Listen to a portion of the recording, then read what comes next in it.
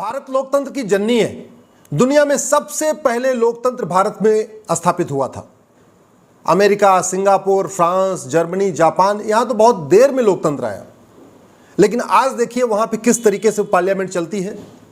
ना वहां पे तूतू में होता है, ना आरोप प्रत्यारोप होता है, ना नूरा कुश्ती होती है।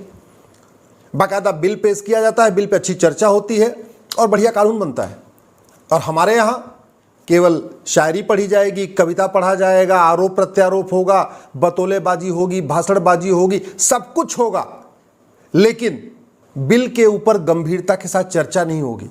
और ये इसीलिए हमारा आज तक एक भी कानून दुनिया का सर्वोत्तम कानून नहीं है।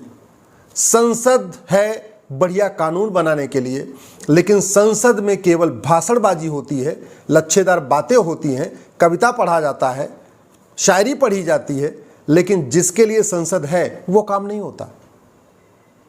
इसका समाधान है, इसको ठीक किया जा सकता है, इस बतौलेबाजी को बंद किया जा सकता है। सबसे पहले उसके लिए हमें, जैसे हमने क्लर्क के लिए एक ऑल इंडिया लेवल पे एग्जाम किया है, इंजीनियरिंग के लिए ऑल इंडिया लेवल पे एग्जाम किया है, मेडिकल के लिए ऑल इंडिया लेवल पे एग्जाम किया है, आईएएस आईपीएस के सिलेक्शन के लिए ऑल इंडिया लेवल पे एग्जाम होता है, ऐसे ही संसद विधानसभा का में जाने के लिए, यानी विधायक और सांसद का चुनाव लड़ने के लिए हमें एक ऑल इंडिया लेवल पे एक स्क्रीनिंग टेस्ट करना पड़ेगा। जैसे टीचर एलिजिबिलिटी टेस्ट होता है, जो उसको पास करेगा वही टीचर के लिए अप्लाई कर सकता है, जो पास नहीं करेगा वो अप्लाई भी नहीं कर सकता। इसी तरीके से एक ऑल इंडिया लेवल पे एग्जाम कंडक्ट कर लिया जाए, जो उसको पास करे वही सांसद का चुनाव लड़ पाए, वही विधानसभा का चुनाव लड़ पाए, वही एमएलसी बन पाए, वही राज्यसभा जा पाए। आधा कचरा ऐसे ही साफ हो जाएगा। मिनिमम क्वालिफिकेशन तय कर दिया जाए, मैक्सिमम एज लिमिट तय कर दिया जाए, बाकी थोड़ा कचरा और साफ हो जाएगा। प्रॉपर्टी को आधार से लिंक कर दिया जाए, आधा कचरा और भी साफ हो जाएगा। जो लोग जाति का जहर घोल रहे हैं, भाषा का जहर घोल रहे हैं, क्षेत्र का जहर घोल रहे हैं, इनके खिलाफ कड़ी कार्रवाई शुरू हो जाए, थोड़ा और कचरा साफ हो जाएगा। अभी तो कचरे आ रहे हैं ना संसद और विधानसभा में, जो ड्राइवर बनने के लायक नहीं है, चपरासी बनने के लायक नहीं, होमगार्ड बनने के लायक नहीं, वो पैसे के दम पे पहले तो माफियागिरी करते हैं, जमीन घोटाला करेंगे, खनन घोटाला करेंगे, दवा का घोटाला करेंगे, शराब का ठेका लेंगे, सब नकली पेट्रोल बेचेंगे, सारा काम धाम करके करेंगे। उसके बाद पॉलिटिकल पार्टियों का टिकट खरीद लेंगे, उसके बाद शराब बांटेंगे, पैसा बांटेंगे और फिर जीत जाएंगे। जीतने के बाद अपना सारा काला धन उसमें सफेद कर लेते। जितना काला कमाया है उससे फिर इंजीनियरिंग कॉलेज खोलना शुरू करेंगे, मेडिकल कॉलेज खोलना शुरू करेंगे, बीएड कॉलेज खोलना शुरू करेंगे, बीटीसी का कॉलेज खोलना शुरू करेंगे, लॉ का कॉलेज खोलना शुरू करेंगे। तो जितना पहले काला धन कमाया माफियागिरी करके, चाहे वो खनन माफिया वाला काम किया, चाहे वो ड्रग माफिया का काम किया, चाहे टेंडर माफिया का काम किया, या ट्रांसफर पोस्टिंग माफिया का काम किया, या फर्जीवाड़ा किया, चाहे जमीन घोटाला किया, जितने घोटाले किए उसके जरिए टिकट खरीदा, टिकट खरीद के संसद विधानसभा में पहुंच गए, संसद विधानसभा में पहुंच के माननीय बन गए, और माननीय बन के क्या किया, सारा का सारा ब्लैकमैन के जरिए कॉलेज खोल दिया। Medical college, engineering college, law college, BEd college, ये कॉलेज, वो कॉलेज, सारा खोल के सारा सफेद कर लिया। जब तक ये चलेगा तब तक अच्छे कानून नहीं बनेंगे। इसलिए मैं बार बार कहता हूं, मिनिमम क्वालिफिकेशन तय होनी चाहिए, मैक्सिमम एज लिमिट होनी चाहिए, सांसद विधायक बनने के लिए ऑल इंडिया लेवल पे एक एग्ज़ाम होना चाहिए। इसके अलावा सांसदों विधायकों की रिस्पॉन्सिबिलिटी तय होनी चाहिए। 5 साल तक सांसद रहते, एक भी बार बिल पेश नहीं करते, प्राइवेट मेंबर बिल। कुछ लोग तो ऐसे हैं कि 5 साल सांसद रहते, एक भी बार एक सवाल नहीं पूछते। क्यों भाई? अगर साल में 3 सत्र होता है तो साल में 3 प्राइवेट मेंबर बिल पेश करना इनके लिए मैंडेटरी होना चाहिए। साल में 3 सत्र होता है तो कम से कम 3 बार सवाल पूछना मैंडेटरी होना चाहिए। यानी 5 साल के कार्यकाल में हर सांसद, हर विधायक कम से कम 15 प्राइवेट मेंबर बिल पेश करे और कम से कम 15 सवाल पूछे। इसीलिए तो उनको पैसा मिलता है। आखिर सांसदों को वेतन भत्ता, गाड़ी बंगला, air ticket, rail ticket, security, बड़े बड़े बंगले किस लिए मिलते, किस लिए? ये तूतू में आरोप प्रत्यारोप करने के लिए थोड़ी मिलता है, नूरा कुश्ती करने के लिए थोड़ी मिलता है, कविता पाठ करने के लिए थोड़ी मिलता है, फीता काटने के लिए थोड़ी मिलता है। इनका मुख्य काम है कानून बनाना, और कानून नहीं, घटिया कानून नहीं, अच्छा कानून बनाना। यानी कानून ऐसा बनाए जो अमेरिका से अच्छा हो, सिंगापुर से अच्छा हो, ब्राजील से अच्छा हो, कनाडा से अच्छा हो, जर्मनी से अच्छा हो, चीन से अच्छा हो। इसलिए उनको वेतन भत्ता मिलता है। तो अगर हम चाहते हैं संसद ठीक से चले तो सबसे पहले तो हमें काला धन, बेनामी संपत्ति, आय से अधिक संपत्ति के खिलाफ फांसी देने का कानून बनाना पड़ेगा। अभी कुछ दिन पहले चीन के कानून मंत्री को फांसी हुई है। दुनिया के कई देशों में भ्रष्टाचारियों को फांसी दी जाती है। दुनिया के कई देशों में काला धन, बेनामी संपत्ति, आय से अधिक संपत्ति 100% जब्त की जाती है। भारत में ऐसा कानून नहीं है। दुनिया के कई देशों में भ्रष्टाचारियों को फांसी दी जाती है, भारत में ऐसा कानून नहीं है। कानून बना दीजिए, देखिए अभी संसद विधानसभा बढ़िया चलने लग जाएगी। संपत्ति को आधार से लिंक कर दीजिए। ये जितने सफेद पोस्ट दिख रहे हैं चप्पल पहन के घूमते हुए, इनके पास हजार 2,000 करोड़ की प्रॉपर्टी निकलेगी। फिर इनको जेल में डालिए, देखिए संसद विधानसभा बढ़िया चलेगी, अच्छे लोग आना शुरू हो जाएंगे। अभी अच्छे लोग तो संसद विधानसभा पहुंच ही नहीं पा रहे। इसी तरीके से पार्टियों के लिए कोई कानून नहीं है। किसको टिकट देती हैं, टिकट देने का क्या क्राइटेरिया है, कोई कानून ही नहीं है। पार्टियां मनमानी कर रही हैं।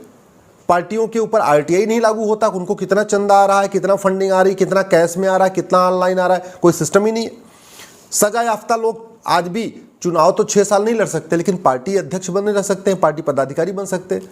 तो सजा याफ्ता लोगों के चुनाव लड़ने, पार्टी बनाने, पार्टी पदाधिकारी बनने पर आजीवन प्रतिबंध लगाने के लिए कानून बनाना पड़ेगा, तब हमारी संसद विधानसभा ठीक से चलेगी।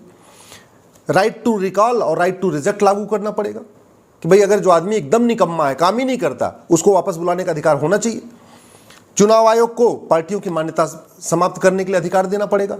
अभी कोई पॉलिटिकल पार्टी कितना भी वायलेशन कर ले, चुनाव आयोग के नोटिस भेज सकता है, पार्टियों की मान्यता नहीं रद्द कर सकता। पावर ही नहीं उसके पास, कानून ही नहीं ऐसा कोई। कैश लेन देन पे कोई रोक नहीं है। इसी तरीके से सांसदों विधायकों के दूसरा धंधा करने पे कोई रोक नहीं है, और सांसदों विधायकों के ऊपर नो वर्क नो पे नहीं लागू होता। वो काम करें चाहे ना करें, संसद में आए चाहे ना आए, लेकिन कोई उनके ऊपर, उनके वेतन पे कोई फर्क नहीं पड़ेगा, पेंशन पे कोई फर्क नहीं पड़ेगा। कई सारे ऐसे सांसद हैं जो आए और चले गए, चाहे वो सचिन तेंदुलकर हो या रेखा हो, ऐसे बहुत सारे सेलिब्रिटीज आते हैं। वो 5 साल 6 साल रहते हैं संसद में, कुछ नहीं करते, आते हैं चले जाते हैं। धर्मेंद्र आए, हेमा मालिनी आए, उनके बेटे जो है वो भी आ गए, धर्मेंद्र हेमा मालिनी के, सनी देओल भी आ गए। ऐसे बहुत सारे सांसद हैं। पहले बॉलीवुड में डांस वांस किया करते थे, वहाँ पे हीरोगिरी किया करते थे, संसद में आ गए, बस फोटो खिंचवा रहे हैं, बस आ रहे फोटो खिंचवा रहा है। न कभी प्राइवेट मेंबर बिल पेश करते हैं, न क्वेश्चन आवर में 6 सवाल पूछते हैं, न 0 आवर में 6 सवाल पूछते हैं। इसीलिए क्या उनको सांसद बनाया गया है क्या? तो कोई अकाउंटेबिलिटी नहीं है। अरे ढंग के लोग संसद विधानसभा में पहुंचेंगे तब देश का कल्याण होगा। बतौलेबाजी करने से, लच्छेदार भाषण देने से, शायरी करने से देश का कोई फायदा नहीं होगा। वहां पे नूरा कुश्ती करने से देश का कोई फायदा नहीं होगा। और आज घटिया कानूनों के कारण ही देश का कोई भी जिला भ्रष्टाचार से मुक्त नहीं है। थाने दलाली के अड्डे हैं, तहसील में कमीशन खोरी होती है, जिला की अदालतों में न्याय बिक रहा है। संसद में न कभी घूसखोरी पे चर्चा होती, न जमाखोरी पे चर्चा होती, न मिलावटखोरी पे चर्चा होती, न कालाबाजारी पे चर्चा होती, न नशा तस्करी पे चर्चा होती, न मानव तस्करी पे चर्चा होती। संसद में न रोहिंग्या घुसपैठ पे चर्चा होती, न बांग्लादेशी घुसपैठ पे चर्चा होती है, न मिशनरियों के धर्मांतरण पे चर्चा होती है। संसद में कभी सरतन से जुदा पे नहीं चर्चा होती है, न पत्थरबाजी पे चर्चा होती है। एक के बाद एक राज्य जलते चले जा रहे हैं। 9 राज्यों में हिंदू खत्म हो गए, संसद में कभी चर्चा ही नहीं होती। 200 जिलों की डेमोग्राफी बदल चुकी है, संसद में कभी चर्चा नहीं होती। 300 तहसीलों की डेमोग्राफी बदल चुकी है, संसद में कभी चर्चा ही नहीं होती। चर्चा होती किस मुद्दे पे है? जो राष्ट्र के प्रमुख खतरे हैं उस पर चर्चा नहीं होती, समाज के प्रति जो प्रमुख खतरे हैं उस पर चर्चा नहीं होती, सनातन संस्कृति के लिए जो प्रमुख खतरे हैं उस पर कभी चर्चा नहीं होती, नक्सलवाद माओवाद पे कभी चर्चा नहीं होती, अलगाववादियों को अलगाववाद खत्म कैसे किया जाए इस पर कभी चर्चा नहीं होती। पूरे देश में ड्रग माफियाओं ने अपना नेटवर्क फैला दिया है, उस पर कभी चर्चा ही नहीं होती। सिंगापुर में एक आदमी के पास 900 ग्राम गांजा मिला, उनके पास कानून था, उन्होंने फांसी दे दिया। हमारे पास फांसी देने का कानून ही नहीं है, और फांसी देने के लिए कभी कोई डिमांड भी नहीं होती। तो जो हमारे संस्कृति के लिए खतरा है, हमारे समाज के लिए खतरा है, हमारे राष्ट्र के लिए खतरा है, उस पर संसद में कोई चर्चा नहीं होती।